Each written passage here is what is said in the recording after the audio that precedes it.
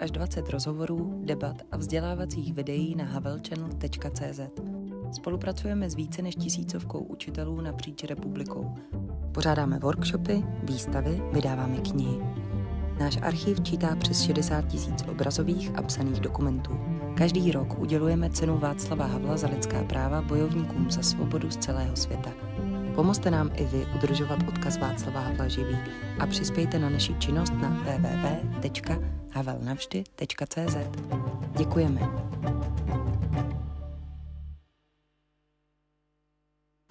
All right, good evening, ladies and gentlemen. Let me welcome you at another of our regular debates with Respect. Let me also welcome everybody who's watching us at Havel Channel.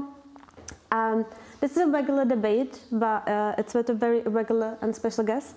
I'm super excited that I can welcome here Michaelem Kimmagem, a former US diplomat and a historian who's currently the chair of history department at Catholic University of America, and who is one of the most astute observers of not only the war in Ukraine, but of the history of the whole region as well. So welcome, Michael. It's great to have you here. Thank you so much for...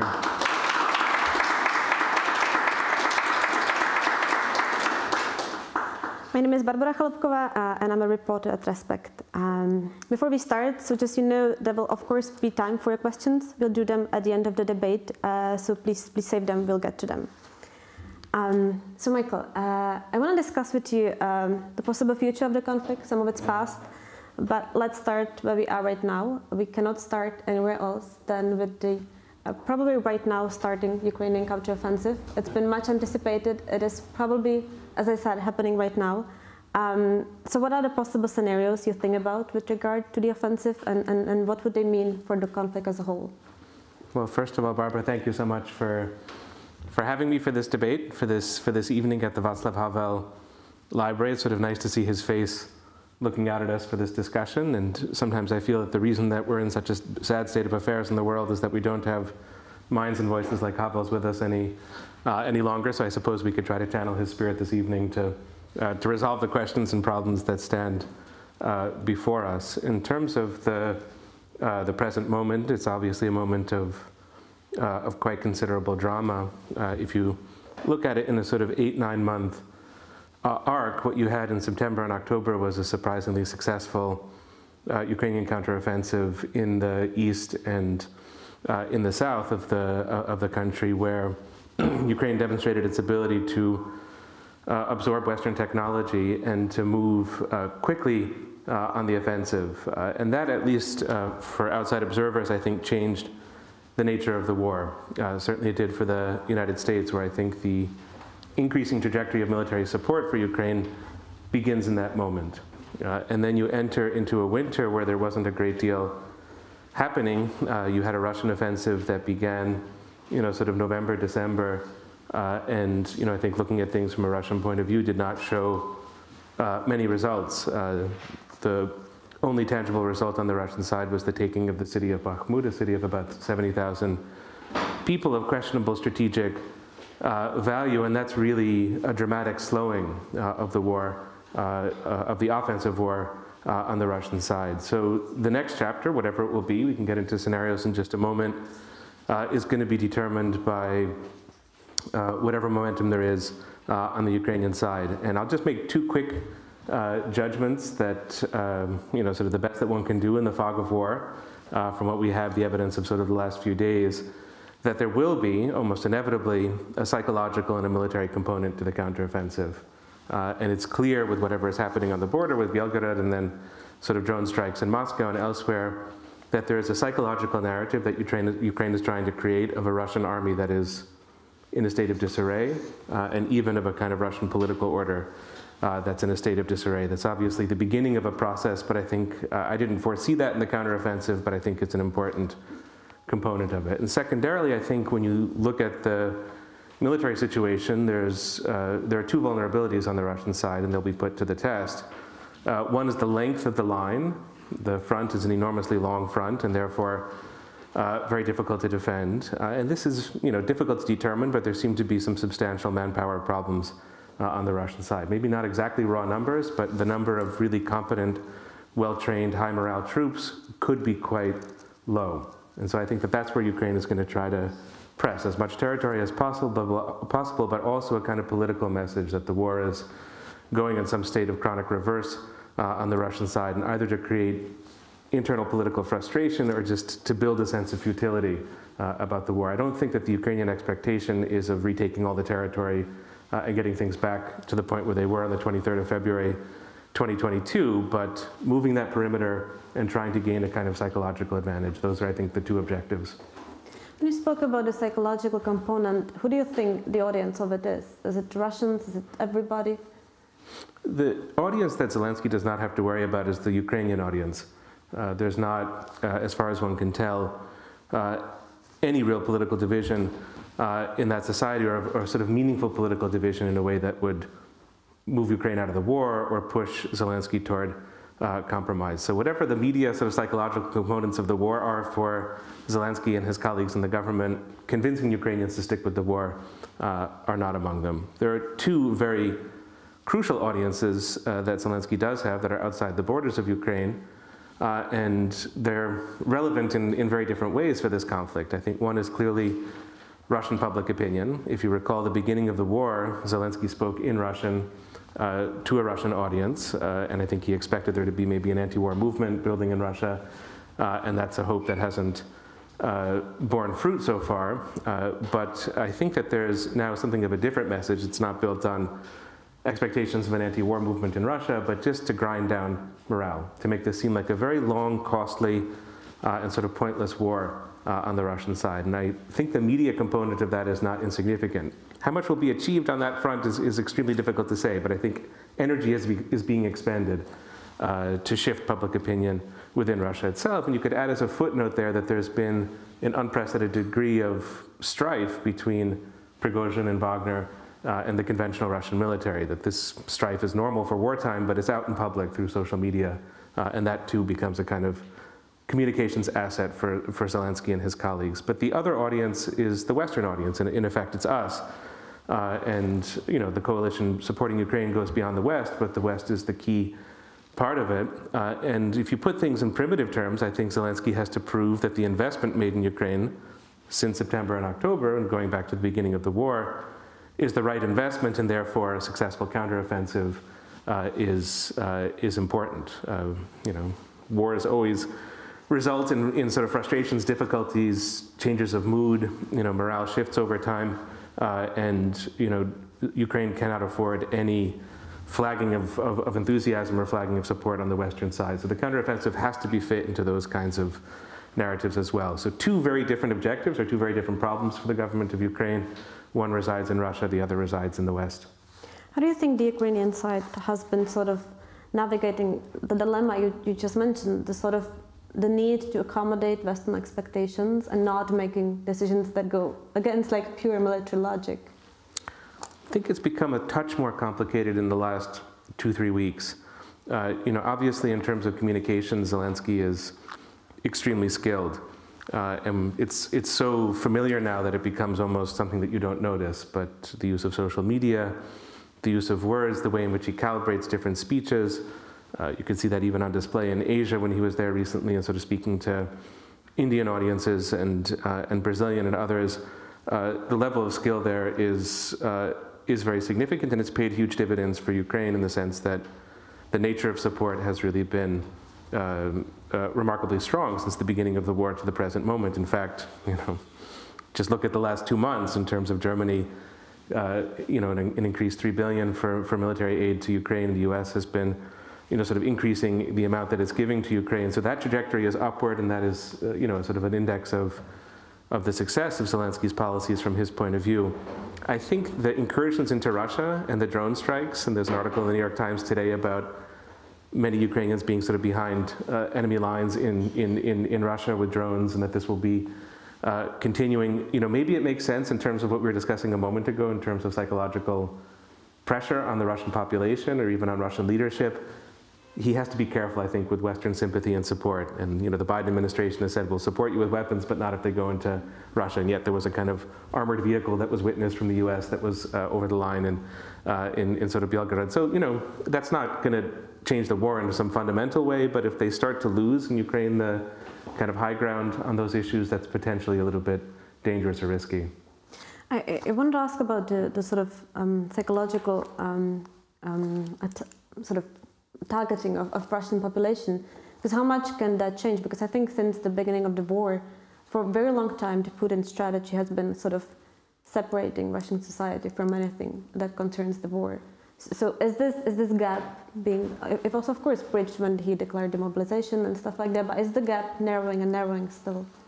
I don't think that Putin has a great deal to worry about for the short to medium term. You know, polling data in any country, but especially in a country like Russia, I wouldn't put a huge amount of stock in it, but still, it's one of the things that we have, but there's also a lot of anecdotal evidence and just what you can kind of infer from the situation within Russia. And I think from all of that, you have to say that this is a popular war.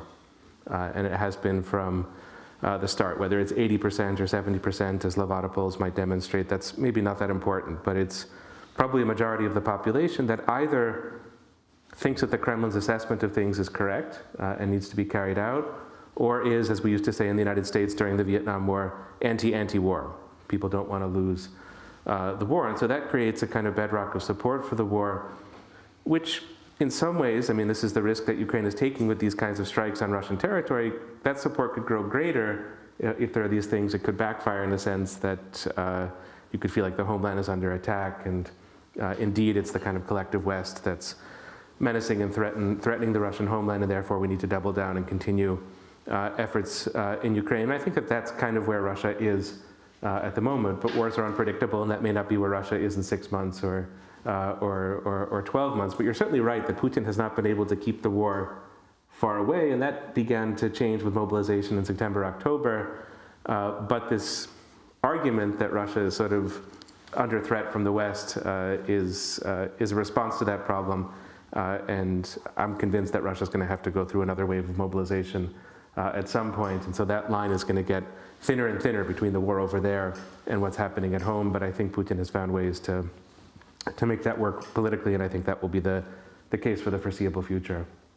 What is the most optimistic and most pessimistic scenarios you sort of think about for the counteroffensive, but scenarios that are still sort of in the realm of possibility? I think the most optimistic scenario is what should be used to describe Western policy in general. And this would be that Ukraine is able to push the Russian military to a point where it's going to be very, very hard to attack Ukraine, and at the same time to build up Ukrainian air defenses and ways of preventing these missiles from striking. That's been relatively successful on Ukraine's side for the last couple of months, but obviously Kiev is just every night under attack, and people can't get to sleep, and it's a very difficult situation there. So even if you would have a totally successful counteroffensive, you still have to deal with that issue of the missiles and bombs that are coming in, either from within the territory of Ukraine or from across the border. But I think if there could be a perimeter established and increasing capacities to just defend the citizens of Ukraine, what you get is really sort of what you had in the late 1940s with the notion of containment, that the problem is not resolved, it's not finished, it's not over, but it's sort of been minimized, and then kind of security and to a degree normalcy could be built up step by step along the way. And I think that that's probably the most that could be hoped for. I can't imagine a scenario in which the counteroffensive, even if it's completely successful, ends the war, because the war ends when both parties sort of put their weapons down, and that's just not going to happen on the Russian side, even if Russian soldiers would be pushed out of all the territory of Ukraine. So optimism concerns really less the territorial questions and more the defensive capacities of Ukraine as such. Pessimistic scenarios would stem from the circumstance that to invade is harder than to defend, or to attack is harder to defend. And so the losses on the Ukrainian side could be very substantial. And one thing that one knows from Washington, D.C. is that nobody really knows sort of how many soldiers have been wounded or killed in Ukraine. Nobody quite knows the situation. You often hear in Washington, we know more about the Russian military than we know about the Ukrainian military. So there you could sort of project a certain amount of pessimism in maybe it's not as good as it seems. If there are heavy losses, that would be obviously very difficult. And if you would get governments saying, we've supported this country for a year and a half, we've given them state-of-the-art weaponry, and yet the war doesn't seem to be going in any conceivable way forward, that could become a political problem, not within Ukraine, but among its supporters. So a lot pivots on on the politics, but it's a test of any military, and the Ukrainian military did extremely well in September and October in this regard to go on the move. But when you go on the move, the risks become, much greater, and the Russians have had a lot of time to dig in the parts of Ukraine that are under their control, and so that's certainly something that Ukraine has to worry about. We'll get to the political support of the West a bit later, but let's stay with the big question you brought up, and that is the long-term settlement of the war. How do you think about it? How shall we think about it? I'll be a little bit melodramatic for the purposes of argument. I don't think that there's an end to this war. I don't think that there is a time when it comes to a conclusion. We can all hope for it for different reasons on different sides of the conflict, but I don't see it. I think that Ukraine is too strong to be broken, and I think Russia is too intent on accomplishing what it wishes to accomplish in Ukraine to pull back. And in that sense, Ukraine is getting increasing amounts of support. It has the financing it needs to carry through. It has, sort of will and morale to keep with the struggle within Ukraine. And Russia is Russia. It's 140 million people. It's an economy that's found all kinds of ways to endure and even to prosper since the beginning of the war. It has lots of industrial military capacity. It's getting drones from Iran and materiel from many different sources, probably some of which we don't even know directly about. And so if it still has the capacity, I'm convinced it's going to continue using it for a very, very long time. So I think Arab-Israeli conflict is one way of, everybody is searching for analogies. Korea, World War II, World War I, and there are many good and interesting, worthwhile analogies. But I think the Arab-Israeli one is sort of useful. There are a lot of structural differences, but neither side is willing or able to make the compromises that would that would bring about a sort of end to the conflict. And in that sense, I return to this notion of containment, that one of the things that George Kennan in 1947 thought of when he created containment as the strategy for the United States during the Cold War, and it really was up until 1991, is that containment is a theory of war without a theory of victory. There was no way to destroy Stalin's Soviet Union. It was the nuclear age, not long after containment was created as a doctrine. And so winning as such, in the way that the Allies won in the Second World War, it wasn't an option. So what do? Do you give up? Do you yield? That wasn't Kennan's recommendation. You sort of continue the struggle, but you do so in a way that's long-term, patient, and not necessarily tied to a clean victory. So I don't think that we're guaranteed a clean victory. I don't think that's even likely. And then the strategy has to be, working within those conditions. Wait, the issue of victory is complicated, right? Because everybody projects a different thing, and everybody understands how victory looks like differently. But for example, Stephen Kotkin, an American historian, I think he's been recently arguing that even more important than winning the war is winning the peace. That's how he puts it. And he's basically saying that it is more important for Ukraine to get security guarantees, to get into the EU, than it is to get basically every inch of its territory back. Would you agree with it, and what would it imply practically?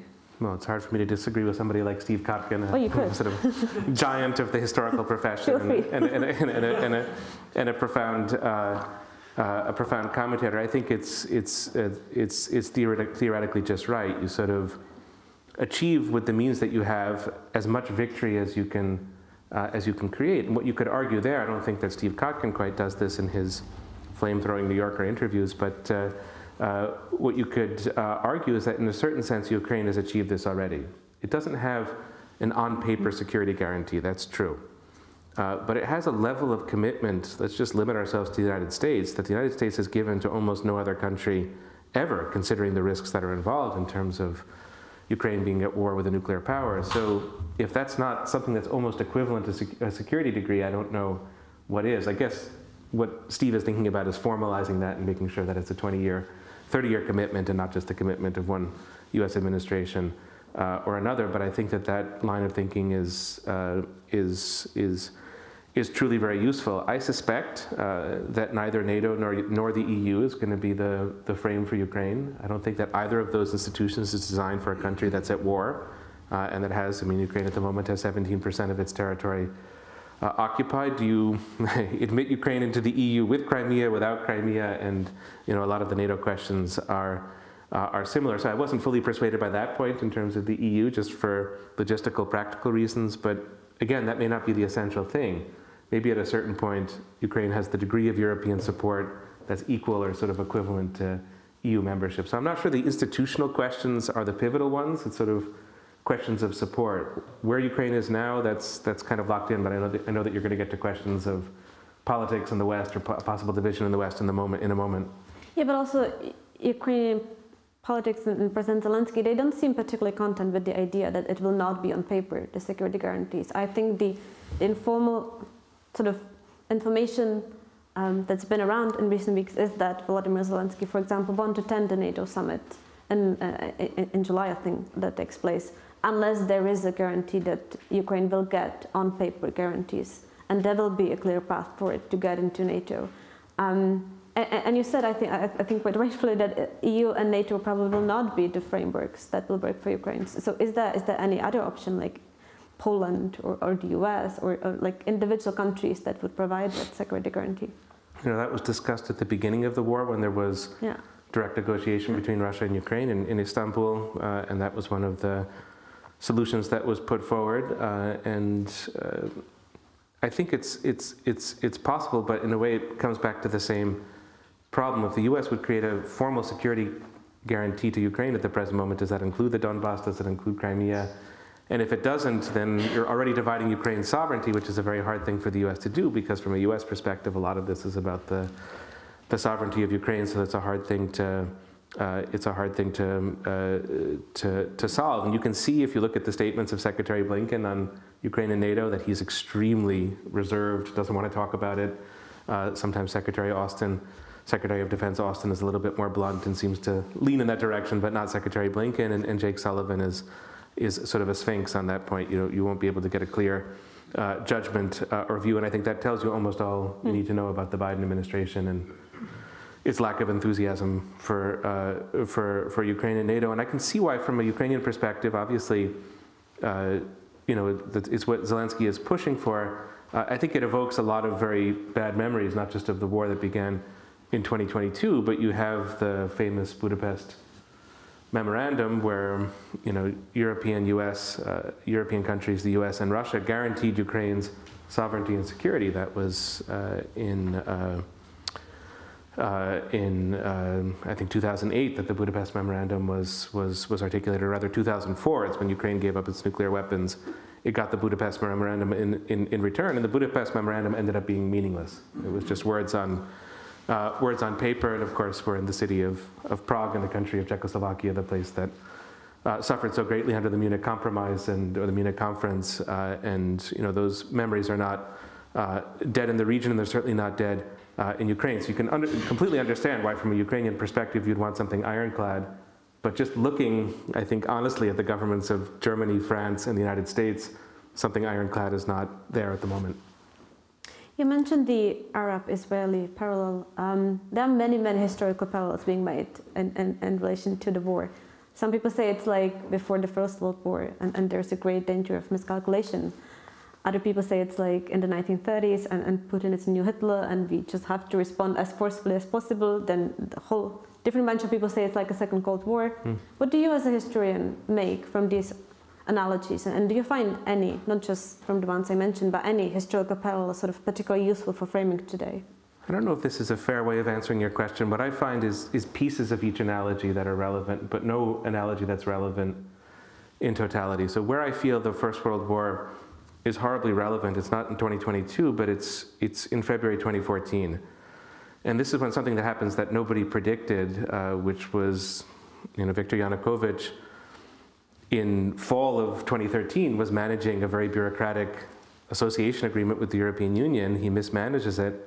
He gets a protest in Kiev, and then he uses violence against his own people. That protest gets stronger, and then on the 22nd of February 2014, he just runs away. He flees the country, to Vladimir Putin's great disappointment, to the astonishment of the US and other countries. And that, to me, is the assassination of Archduke Ferdinand.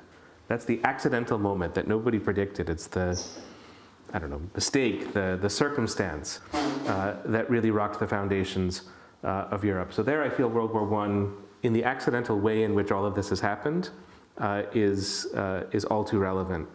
Second World War is, a piece of the Second World War is also relevant in the way that this war has been fought. And you know, if I think of my colleagues in Washington, first it was all, you know, sort of terrorism, 9/11, counterinsurgency, that was the wave of the future.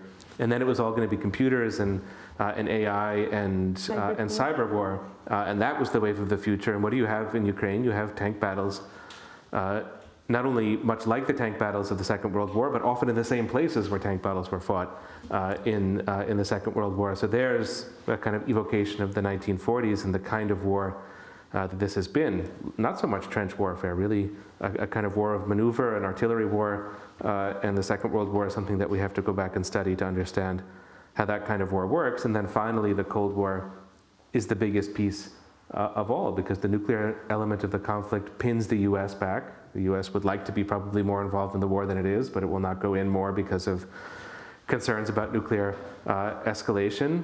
That's very much a part of Putin's strategy. He feels he can be emboldened up to a point, because even if his conventional military is not equal to the collective West, he has nuclear weapons, and he can use that to his advantage. And so it has that sort of shadowboxing quality of the Cold War. And unfortunately, the Cold War feels relevant to me as well, in just how long it was. And that's a worry I have with this particular war, that the nuclear element prolongs wars because of fears of escalation. And you know, I don't know what that adds up to, but if you take each of these three fragments, maybe we get the 2022 war in Ukraine. Some people say Ukraine is the first hot war from the Second Cold War. Does that feel right? The first hot war from the Second Cold War. Yes, that feels very that feels very right. Yeah, that's true, because the first Gulf War, the Second Gulf War were not Cold War wars. And maybe that's another point that we could make about this, that one of the things that the Cold War did was it dragged in everybody.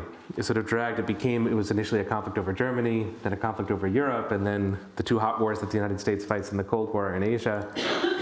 And that feels to me sort of relevant. And you know, we could talk about China later on, but China's place in this conflict is extremely important, and also underscores this kind of Cold War global dynamic. You mentioned, or you spoke a little while ago about the sort of uncertainty that comes with every war. I think when we take a look at the end of the Cold War, there was a great uncertainty. Almost no one imagined that Soviet Union would collapse and would fall so quickly in a way it did. I think many people in the US were not particularly excited about it, even precisely because of the uncertainty it created. So how do you think about what we don't know, what we possibly can't even imagine, but what might still be absolutely crucial for the ending of the war in Ukraine, or future developments? Uncertainty. Well, maybe an optimistic uncertainty and a pessimistic uncertainty. I'll start with the pessimistic uncertainty. The war is now something of an old war, 16 months, 17 months, a year and a half, and so it feels, I think, familiar to us, and we've framed the counteroffensive in conventional military terms. Psychological component, but you know, tank battles, artillery, etc. But there are lots of escalatory options that Russia has that it has not used so far, or maybe not been able to use in terms of cyber. That's a kind of open question, whether Russia has tried to use cyber measures in Ukraine that haven't worked, or if it hasn't tried yet.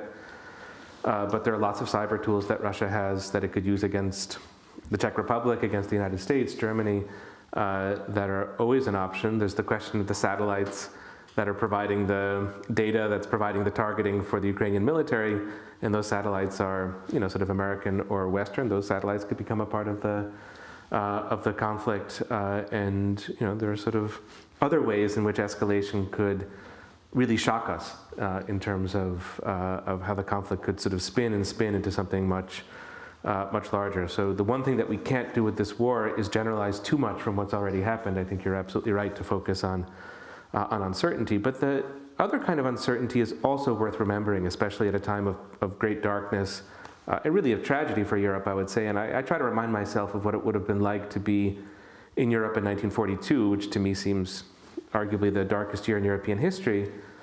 And who could have imagined then that you would have 4 or 5 years later a much, much better Europe?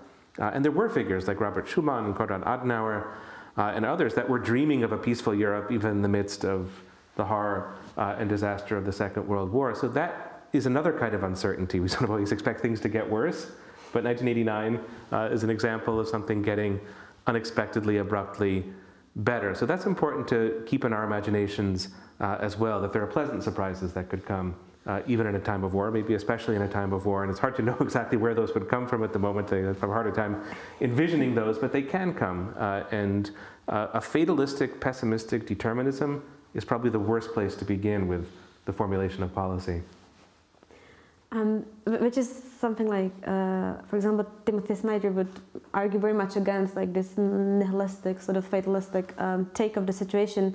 How much do you agree with what I think he would argue, and other people as well, that the war in Ukraine is really important for the global sort of struggle for democracy, that both how it ends will influence other countries, that both fragile democracies and fragile autocracies are very carefully watching what goes on in Ukraine, and they will draw lessons from how it ends? I think the world is certainly watching what will happen in Ukraine and will draw many lessons. That I would agree with. I think that there is a way in which democracy matters a lot for this war. It goes back to the election in Ukraine in 2019, that if Petro Poroshenko, the president who was in power at that time, had been the wartime leader, I'm not sure what we would have gotten in terms of this war. I think it would have been quite different. I think he would have struggled to communicate. I think he would have struggled to have some of the legitimacy that Zelensky has. He just was of a different period, of a different generation.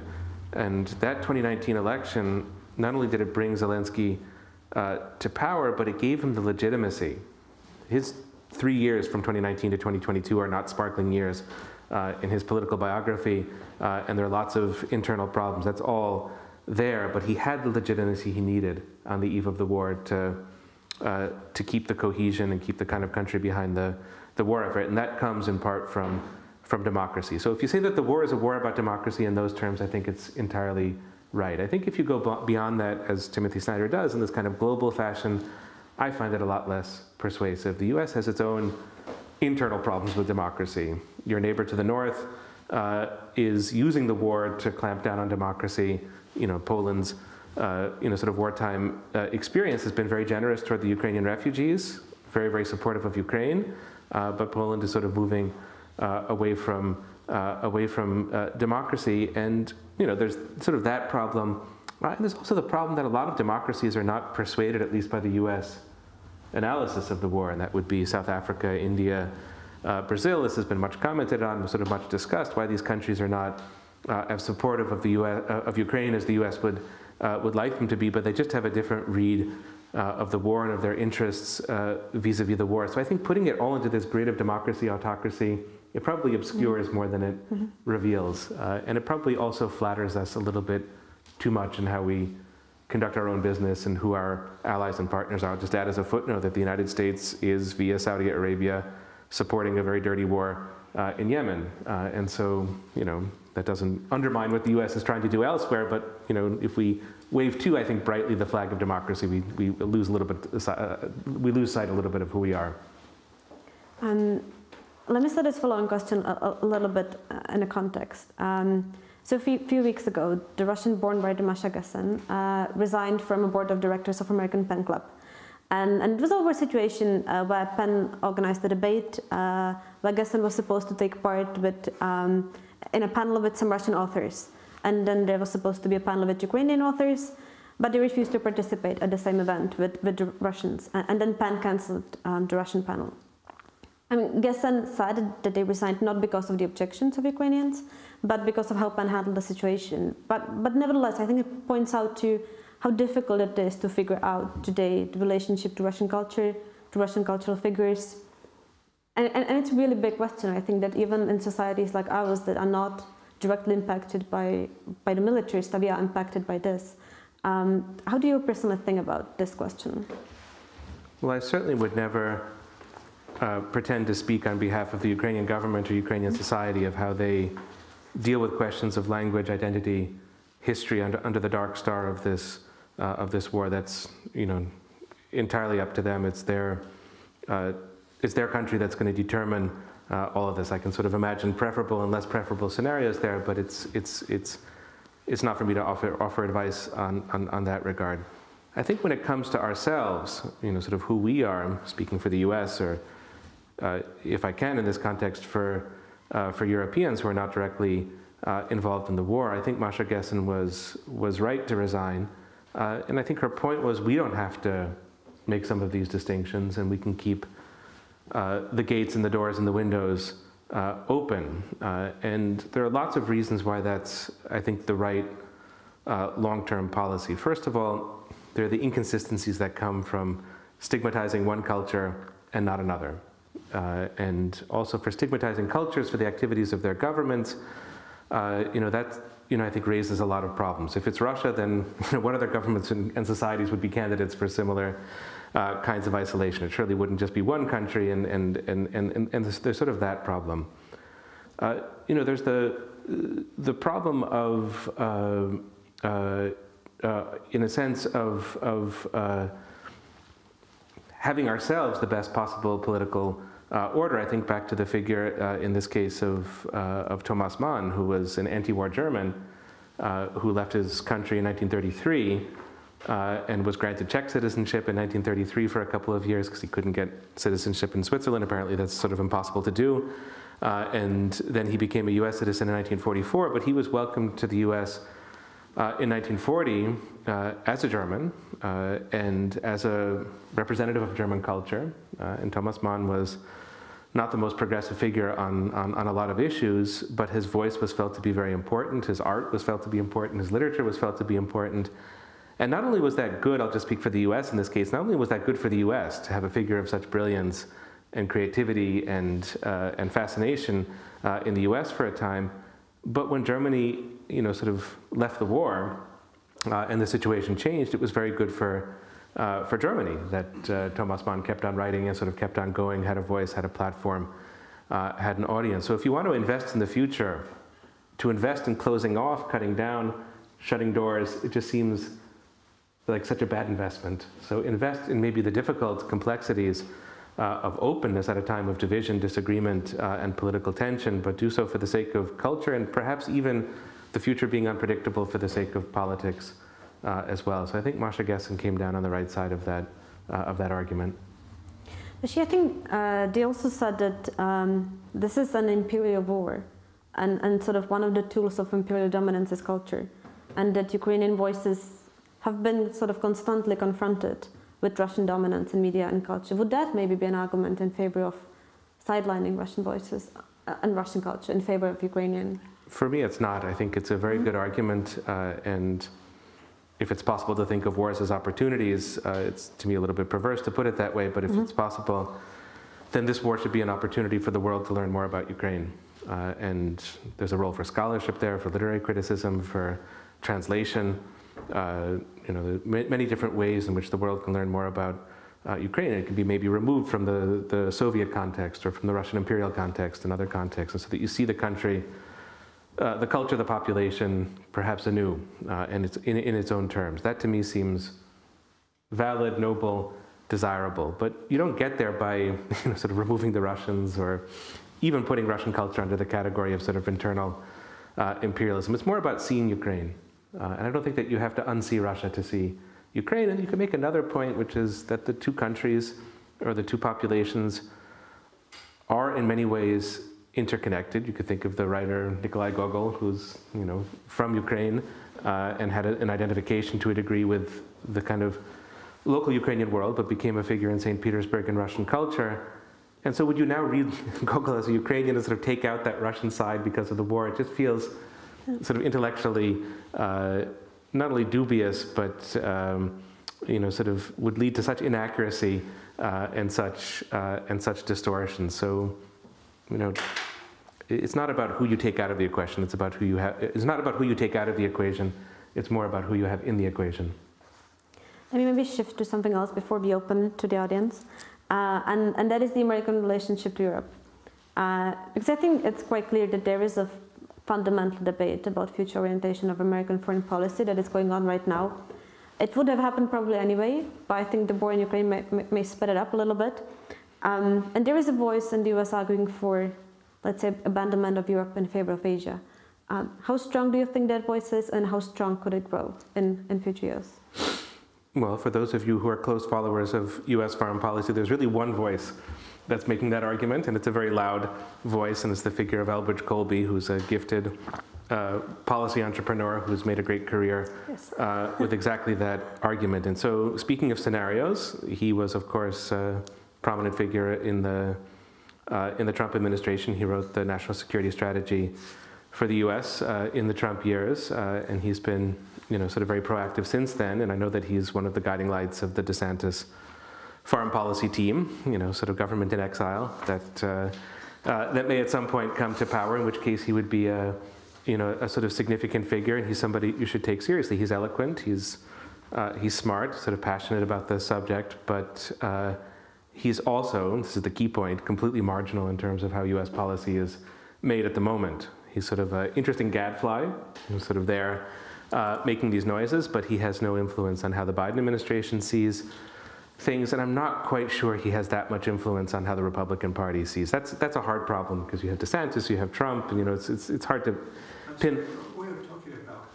Elbridge Colby. Elbridge Colby, who's argued that the U.S. needs to really pull back from Europe, and because of a coming war with Taiwan, between China and Taiwan, the U.S. needs to concentrate all of its military force. Do you think Trump would be very different on this? On the war? Mm-hmm. And on the relationship with Europe, and on the sort of military support to Ukraine? Is it just too hard to say? I find it hard to say. I mean, I think that I'll just say one quick point about the Biden people, that they are infatuated with Europe. I mean, half of them studied in Europe. It's true for Anthony Blinken, it's true for Jake Sullivan, it's true for William Burns, that they all did, sort of formal schooling in Europe. They're all Europhiles. And I think that they see their activities vis-a-vis the war in Ukraine as the high point of their time in the Biden administration. This is where the administration is succeeding. There's a debate we could have as to whether that's the case or not, but they really see support for Europe as the golden thing of their activities. I think there's a lot more nervousness about how things are going in Asia, and so I think that Europe for them is the positive story, and they just want to carry on. That's the Biden people. When it comes to Trump and the Republican Party, it's just difficult, because you can tell two stories about Trump and Europe, and those might be the two stories that you would get in 2024 if he were to be elected. One is, I think, the more obvious story, which is that Trump didn't like the European Union. He said that U.S. should pull out of NATO at times, seriously, not seriously, a little bit hard to know, that you could trade Crimea with Russia to put an end to the conflict. Said many times how he wishes to work with Putin and wishes to work with Russia, and didn't like Angela Merkel, and sort of on and on and on, where you could sort of peg Trump as the anti-European, and there's legitimacy to that, and Europe was very worried under Trump, and that's a real story. But you can tell the opposite story about Trump in Europe. Military spending from the U.S. on Europe during the Trump years, does it go up or go down? It goes considerably up. 2 countries enter the NATO alliance under Trump. So yes, he doesn't like NATO, it's obsolete, or I can't quite remember the language, but the NATO alliance grows under Trump. And who gives Ukraine the Javelin weapons that are probably the decisive weapon in the first 2 weeks of the 2022 war? It's the Trump administration that gives lethal military aid to Ukraine. So what does that tell us about Trump in Europe? It's the opposite story, and those two stories play off of each other. The optics are anti-European. The policy is often, almost militantly pro-European, and that's the Trump that you could get in 2024 as well. I'm not sure I would make that prediction, but it's a possibility. And can you imagine a scenario in which U.S. would be willing to support Ukraine, but the sort of military needs of Ukraine may collide with what Taiwan may need, and U.S. would just have to decide who it would support? It's also a question of physical capabilities. Well, the U.S. is certainly stretched very thin on a lot of points. Probably the key point for the U.S. is ammunition. The whole world is now, everybody's running around looking for ammunition as another aspect of the current situation. That's true for Russia, it's true for Ukraine, it's true for the U.S., and I think a lot of European countries feel stretched thin when it comes to ammunition. That's a huge concern if things would go in a more dangerous direction in Taiwan and in Asia. But I think that what has to be emphasized is that a war in Taiwan is definitely a possibility, but it would take quite a while for China to prepare for such a war, and there's no evidence of that, and there are dozens of good reasons why China wouldn't invade Taiwan. So I think that, under current conditions, as long as that's a hypothetical, I don't think it has too much effect on U.S. policy toward Ukraine. And for the Biden people, it's the inverse of that. And this could be right or it could be wrong, but what they think is that by supporting Ukraine to the extent that they have, and keeping Ukraine on its feet, and contributing to the counteroffensive of September and October 2023, and we'll see what comes in the next couple of months, that this is going to deter China from invading Taiwan, which is, after all, 100 miles of ocean between mainland China and Taiwan, much more difficult to invade than Ukraine. So I think for the Biden people, they think that, this is of course not what Elbridge Colby would say, but the more money you spend on Ukraine, the more results you get in Asia and in Taiwan. So there it's not a trade-off. It's kind of direct link. All right, we have 15 minutes left, so I suggest we open it to the audience and to your questions. So please, who has a question, raise your hand and you'll get a mic.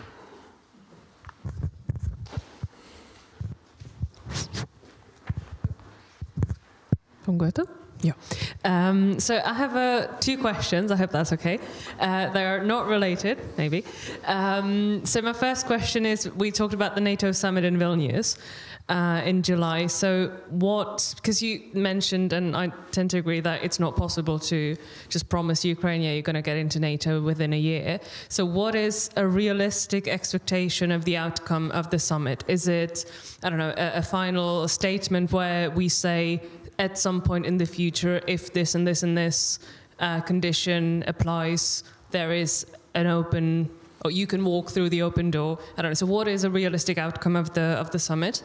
And secondly, you talked about, we shouldn't talk too loudly about democracy, because we have all, there are all stains on our democracy. So if you talk too loudly about it, it might, turn the population against us, because then we can point out, well, we're maybe not as great either. So what is, maybe even historically, is there a good example how to communicate as a third country, how to communicate support and maintain support for Ukraine, despite our shortcomings? And what is let's say, smart political language, talking about the war without using all these big empty words, essentially? Sure. Okay. So Vilnius and democracy. These summits are pretty maddening, I find, to even first and foremost understand what's important about them. Their theater, their spectacle, some probably real business is conducted at some point in these conferences, but I suspect not a great deal, because a lot of it is preparation for the spectacle. And what I would predict, it's not what I would want to see, but what I will predict is that there will be a total confusion on this point, and that you will have Poland and some other governments saying, yes, Ukraine is going to be in NATO soon, and you'll have Germany sort of fudging and hedging, and the US will do something similar. And this goes back to the sort of NATO summit of 2008, where the whole issue kind of begins in some ways of Ukraine and NATO, where it was George W. Bush wanted to give a membership action plan to Ukraine in 2008 and to make it a NATO member. And they arranged this at 3 a.m, but it was Angela Merkel who was against the idea.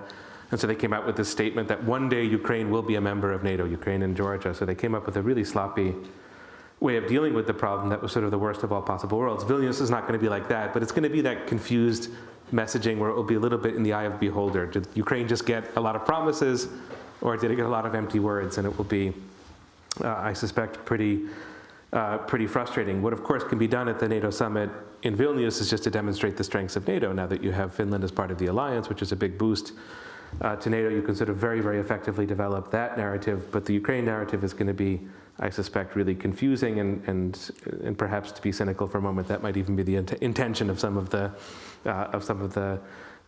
participants. When it comes to democracy, I would never say that a country has to hold back or not do what it thinks is in its interest because it's apologetic about what happened in the past, or because that country has problems or difficulties. In a way, international affairs and hypocrisy always go together. It's sort of life, and I don't think that you should even apologize for that. So in no sense would I say that the U.S. should change its policy toward Ukraine because of the Iraq War, or because of racism in the United States, or because of inequality in the U.S., or whatever democratic deficit the United States has. I think that you build your policy on interests, and in this case also on the values that you would wish to have and want to have and try to have, but that are always going to be imperfectly practice. So I don't think that this is a real problem in and of itself, but just to get a little bit deeper into the democracy question, and this is very, I think, richly proven by American history, the US is excellent at democracy promotion when it itself is an excellent democracy.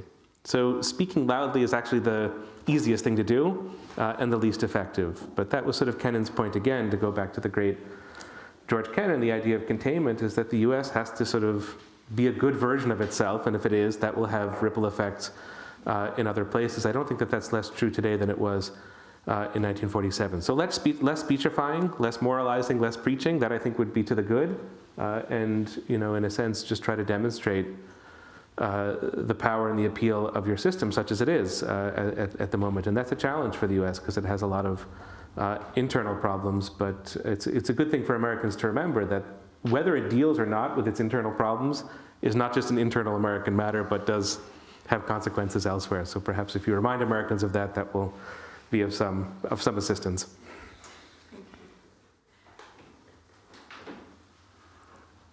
And the front? Yes.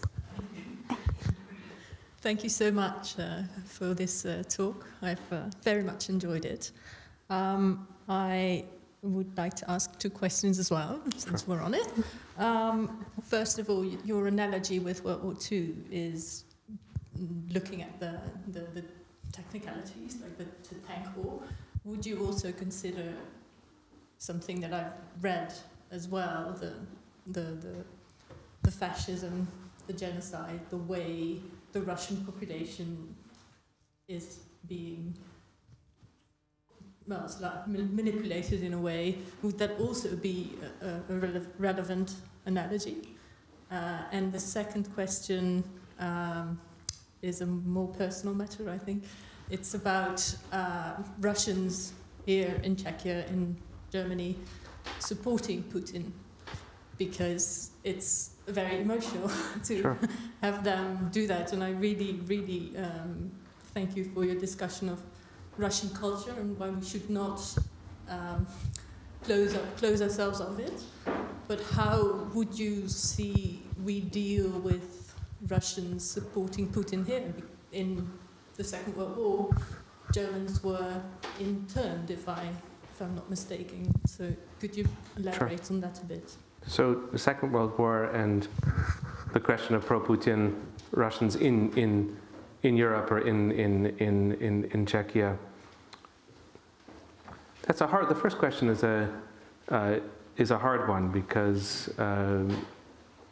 it's not that you would want to let Russia off the hook in terms of the kind of war that it's waged and the very clear record of war crimes that have been committed. And it's, I think, self-evident at this point that Russia is a dictatorship.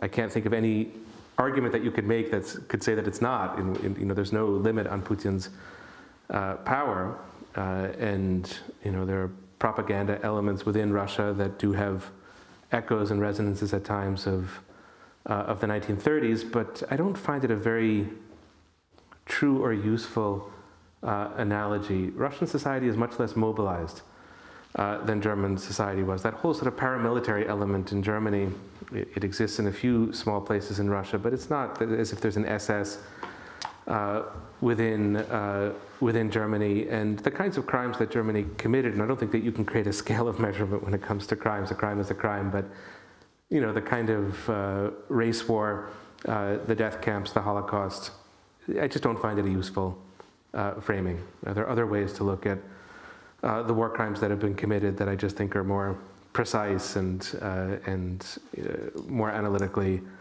to the point. But these kind of comparative moral questions are difficult to. It's difficult to come to clear judgment with those questions. As to the second question about pro-Putin Russians, maybe this is sort of a question I could sort of put back to you. I mean, is that really a big problem for Czechia? I mean, I can't imagine that this is a big voting bloc. I can't imagine that this is a population that sways public opinion in this country, that sort of could affect decisions of your Ministry of Foreign Affairs or Ministry of Defense. I mean, maybe if they're serving as kind of double agents and practicing espionage, it would be a very different kind of of question. I think that here, speaking again of democracy, one could just let it take its course. I mean, these are people who are going to think as they think, I think a democracy does accord you the right to be wrong about a war or to be in, very much in a minority viewpoint when it comes to a war. So I wonder if just a kind of casual attitude wouldn't really be the best. I think back to the American Civil War, where there was a lot of pro-Southern sentiment in the North, and there was a lot of concern, especially about the 1864 election. Like, is it a good idea to hold the election when you've got so many pro-Southern figures, some of whom are running for office? And they did, and they sort of let democracy do its work, and it was better in the end. You're not suggesting that democracy not do its work or be, done away with. But I think that, when it comes to Europe and the war, I think Europe can have a sort of self-confidence that its basic positions are commonly held, widely held. And what would be the alternative to say one can't publish an op-ed, or that you couldn't publish online if you have that train of thought? That just seems so much worse than the problem itself. So I don't want to trivialize the issue, but it feels like of all the problems that your country and other European countries face, that's probably a pretty small one. I think this will be the last round of questions. So if there are more of them, we can take more at once. Yeah, thank you. My question is, what might be the West's reply or answer to the Russia's use of nuclear weapons or any kind of weapons of mass destruction, as Russia is getting closer to conventional military defeat? Is there a different question as well, so we could take it? All right. In the back, perfect. I'm sort of glad not to end on a note of nuclear war. Hi. So we don't end on that. Yeah, I have a question about disinformation. Nobody have mentioned the amount of disinformation in the not just media but on the internet stemming from Russia. I meant to say. And Putin being the, both, but wait a minute. Okay, we're going this, so from Russia and Putin, knowledge of all these farms and so on. And the intention is not to, I think it's to split up on a different level the political systems and so on. So there is much more discourse. He doesn't care if you are pro or against the war, but as long as there is this continuous tension. Okay, so we see this in the U.S. where it's never been so divided as it is now, and will continue. And that's the intention. We saw that in Trump election and so on, and we will see it again. And that's admitted to everyone. So here in the Czech Republic, I see similar situations appearing, and a lot of people are going to the internet as truth, period. Okay, we don't trust the media, the normal media. We go to internet because there we find the truth, and of course, the whole. I don't have to. So I don't know what my question is. My question is, what do you think about that as being part of that? So the nuclear option and disinformation by way of conclusion. I think if Russia makes that choice to use tactical nuclear weapons or any kind of nuclear weapon in this conflict, the situation will be so catastrophic that it's, for me, quite difficult to predict how my own government would respond. Whether there would be a certain desire to sue for peace, or whether there would be a sort of promise to kind of conventional military strike within Russia, or whether it would be some sort of different option. On that level, I find the question almost impossible to contemplate. Although it's an excellent question, and it's a very real one. I would say two further things, though. I think that the chances of Russia doing so are very remote. I think it doesn't yield Russia much on the battlefield. And I think that the analogy which Putin himself has made to Hiroshima and Nagasaki, the difference is that in the summer of 1945, the US had already beaten Japan in the war, and then you get the the nuclear weapon used twice, and then you get Japanese capitulation. I don't think that Ukraine would capitulate if if Russia started to use nuclear weapons. So the war could go on as before, and it's not as if nuclear weapons, by definition, win you the war. They have a huge shock effect, but I don't know if it would really even fundamentally change the military situation. I think that that's a constraint on Putin. But the sort of other point to make is the most important one, is that here, the US really failed to deter Russia in February 2022. It tried with sanctions. If you go into the territory of Ukraine, we're going to give you the worst imaginable sanctions, and Russia just sailed by that and went to war.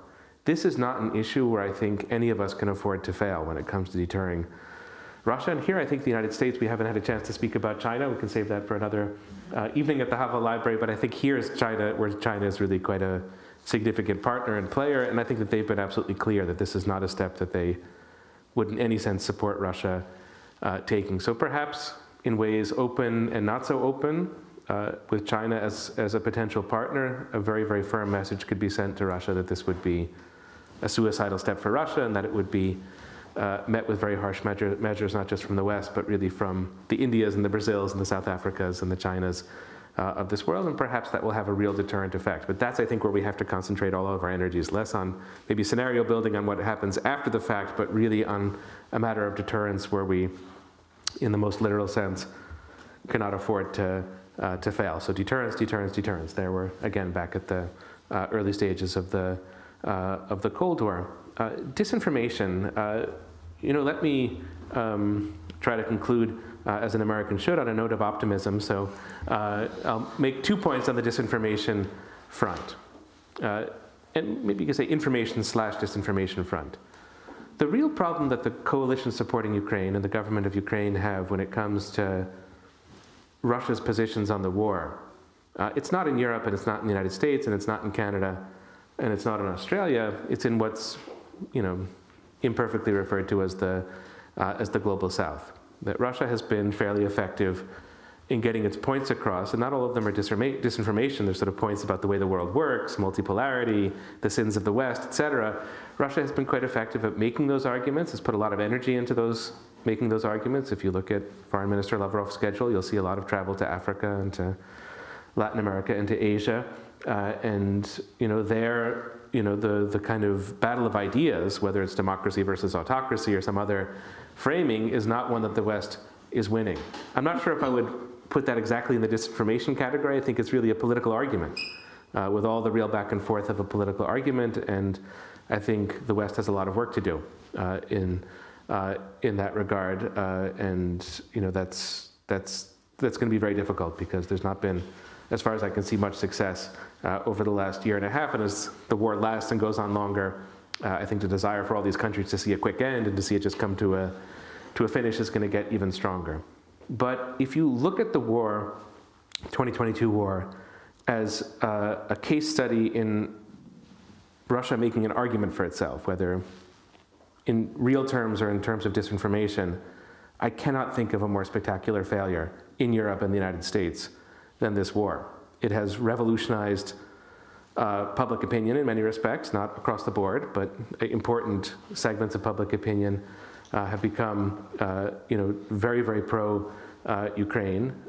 And the possibility of being the kind of politician that even Marine Le Pen was before the war. She took her pictures with Putin down from her website the moment the war began. You have Maloney and others who sort of made some of these gestures, but totally impossible in office to be, sort of pro-Putin. The only one who still manages to do it is Gerhard Schröder, but he's very far from power. He sort of went to Vladimir Putin's birthday party, and he kind of keeps on going with this kind of friendship. But that's not possible for a politician who's in power. And I cannot think of an information campaign that has been as unsuccessful as whatever it is Russia was trying to sort of prove to the West or say to the West in the course of this war. And that's why there's will be such a sort of great division going forward. So measured purely in terms of information, there are lots of other ways to measure the war.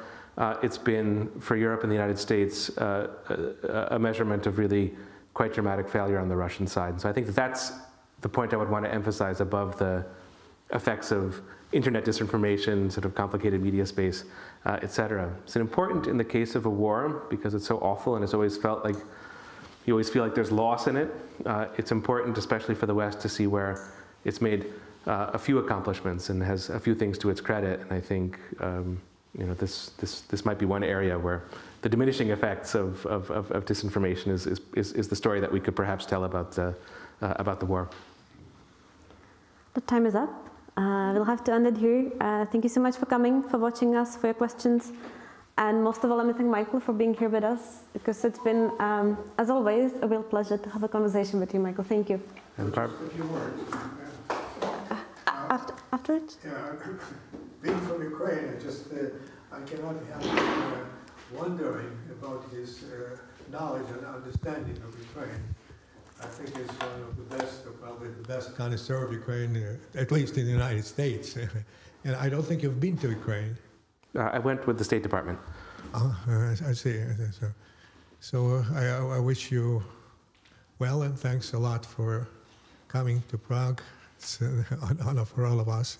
I appreciate your kind words, but I still feel like I have a great deal to learn about all of these topics. But Barbara, thank you so much for the invitation and for the interview and for the hospitality. It's been a pleasure. Thank you.